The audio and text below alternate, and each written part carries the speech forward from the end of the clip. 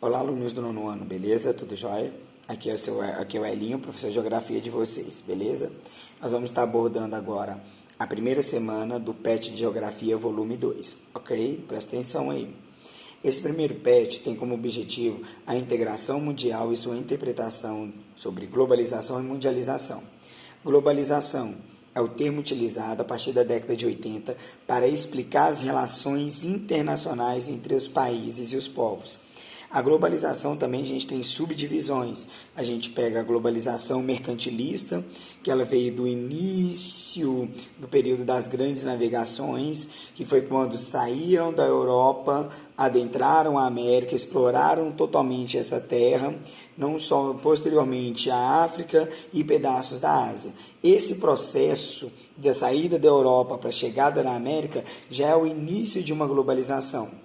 Aí nós temos Revolução Industrial, que é um outro modelo que desenvolveu ainda mais a questão da globalização, pois reduziu as fronteiras, passou a levar indústrias para outros países, mas a relação de exploração sempre se manteve, onde os países desenvolvidos ou colonizadores à época, sempre explorando os países periféricos ou as colônias. Hoje alguns são emergentes e outros países em desenvolvimento.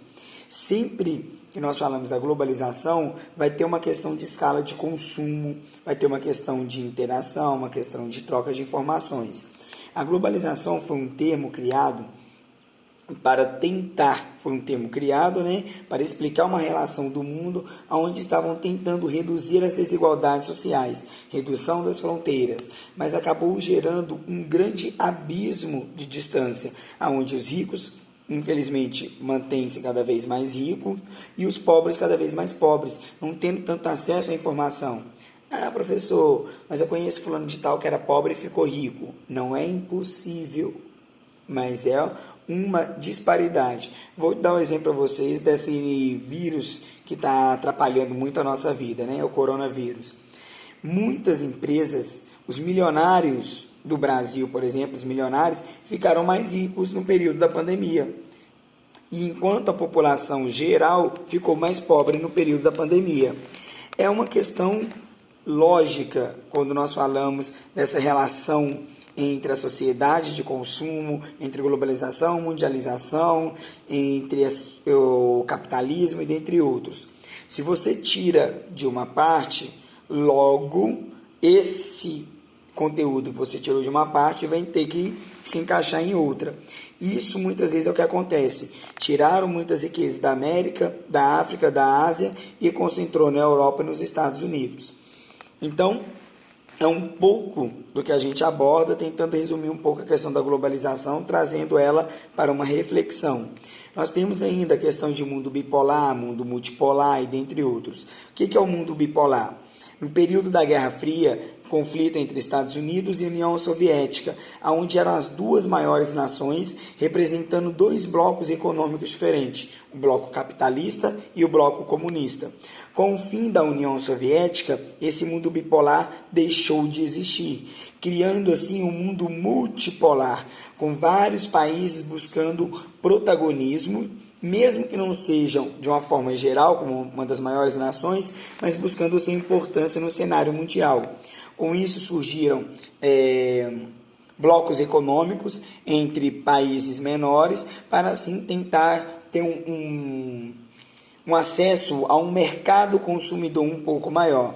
Aqui na América, por exemplo, nós temos o Mercosul e na Europa nós temos, para a gente compreender os maiores blocos econômicos, um próximo da gente e o da Europa, que é o euro, a zona do euro, que ali é todas as nações que envolvem o euro participando, ok? Que é a União Europeia, que é um bloco econômico da Europa. Quando eu falo, por exemplo, de mundialização também, complementando aqui a globalização, mundialização é quando a gente tem cidades que ela acaba tendo relações comerciais com o mundo todo. São Paulo, Nova York, Paris na França, você tem Londres na Inglaterra e algumas outras cidades são consideradas cidades-mundo. Porque você tem fluxo de pessoas no mundo todo, você tem produtos do mundo todo circulando e até mesmo questões das multinacionais, que é uma grande ferramenta da globalização, além das estradas e dos veículos de comunicação, que possibilita a troca de informação e conhecimento entre todas as pessoas. É claro que a gente tem que colocar ressalvas em relação à qualidade dessas informações. Nós temos também as grandes indústrias. A maioria das indústrias grandes no Brasil são europeias ou então americanas. Nós temos pouquíssimas multinacionais brasileiras, mas temos. Um exemplo é o Polishop. Parece que não, mas é uma multinacional brasileira. Em compensação, não produz nada. Ela só revende mercadoria que outras empresas produzem. Já pensaram nisso? Nós temos uma multinacional que não produz. Isso é muito ruim, porque quando a gente fala de escalas da globalização, aí a gente já entra também em um processo de mercado, um processo de consumo entre as sociedades. Os países periféricos, os mais pobres, eles ainda continuam mantendo uma noção de subserviência ou de colonização, um espírito de colonização em relação à Europa e aos Estados Unidos, pois nós produzimos produto, produzimos matéria-prima.